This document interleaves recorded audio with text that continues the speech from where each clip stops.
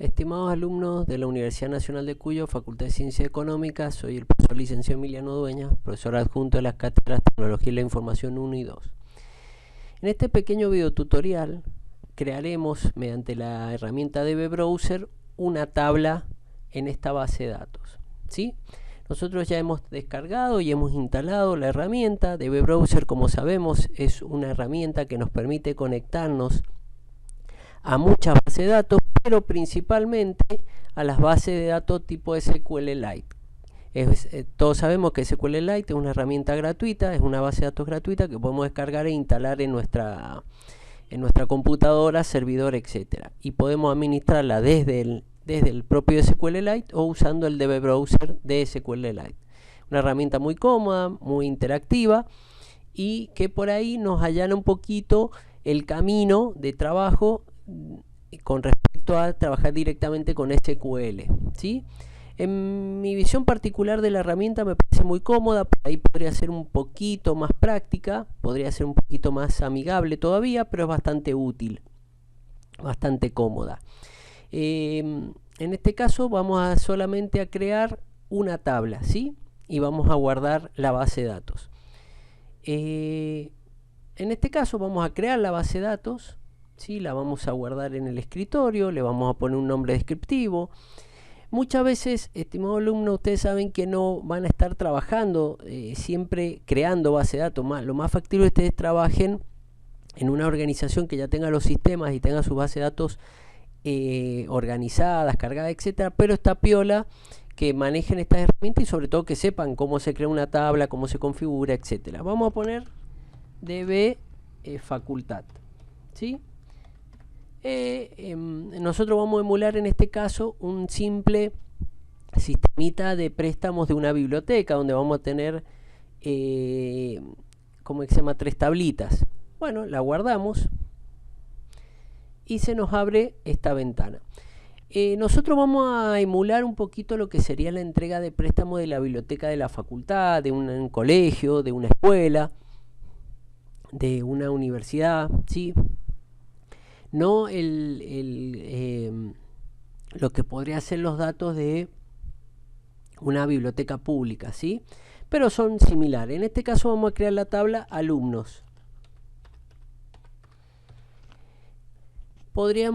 La metodología de nombrar tablas depende mucho del análisis y diseño que hagamos en nuestra base de datos, ¿sí? Todo depende del tamaño, la visión y el crecimiento que tengamos, que creamos para esta base de datos. Hay muchas formas de nombrar las tablas, ¿sí? Realmente debemos tener en cuenta que depende mucho del criterio de la programación. Hay muchos que escriben tabla alumnos o tabla o alumnos tabla, con mayúsculas, con minúsculas, etcétera. Lo que sí recuerden, nunca usar caracteres especiales ni tampoco la ñ u otros caracteres, ¿sí? Pero depende cómo lo queramos normar. Todo eso se define. En este caso le vamos a llamar tabla alumnos y vamos a hacerla muy básica de 2 campos, ¿sí? No, legajo del alumno y el nombre y apellido del alumno. Después lo demás, la lógica de los demás campos es la misma, ¿sí? Vamos a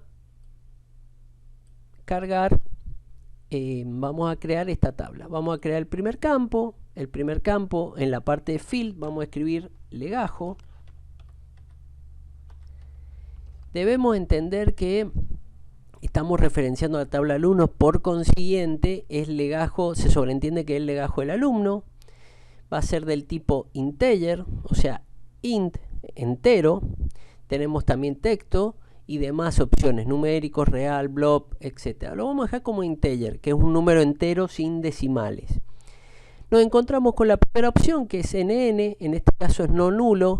¿Qué significa esto? Que no puedo guardar en mi base de datos ningún registro, ningún dato vacío, ¿sí? Y menos el legajo, si no nos quedaría información sin poder detallar. En este caso lo tildamos, ¿sí?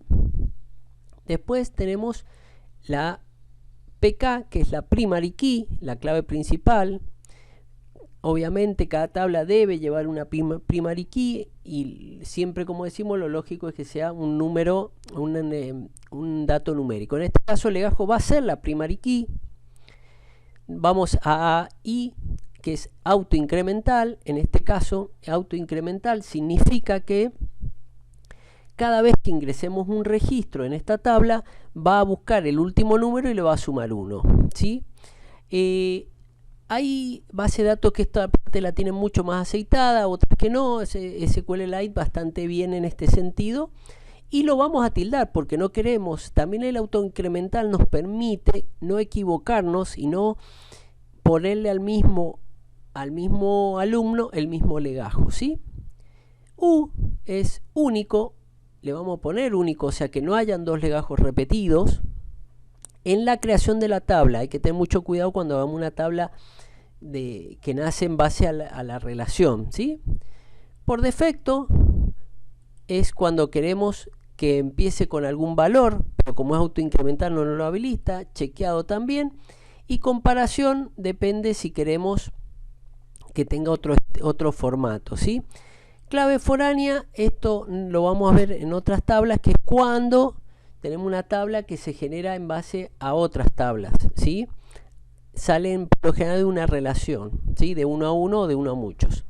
Bueno, hecho esto, hemos generado nuestro primer campo, ¿sí? De esta tabla.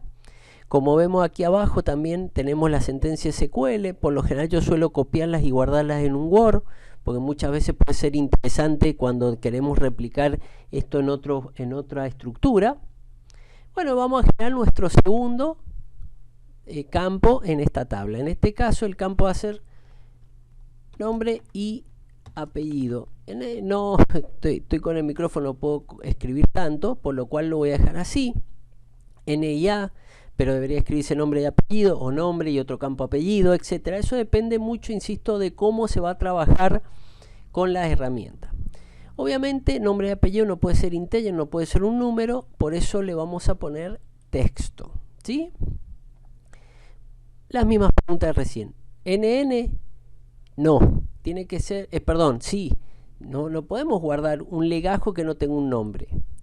Primary key no va a ser, ya tenemos en esta tabla una primary key, por consiguiente no va a ser ni primary key ni autoincremental, ni tampoco podemos poner único, porque puede sucedernos que hayan dos alumnos con el mismo nombre, ¿sí? Por defecto podríamos poner que tome la letra A, en caso de algún error, por lo menos sabemos que algo se va a escribir. Comparación no le vamos a poner ninguna opción, etc. En este caso vamos a aprovechar a copiar este contenido y una vez que lo hicimos vamos a cambiar por defecto, vamos a poner escribir sin nombre, o podremos poner una leyenda, escribir nombre o se olvidaron, etcétera, ¿sí?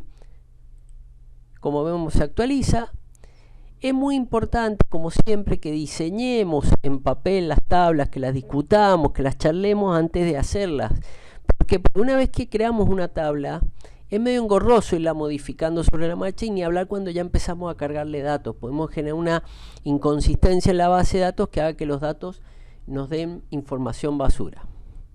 Copiamos esto para tenerlo y le damos, esto no es obligatorio, y le damos a aceptar.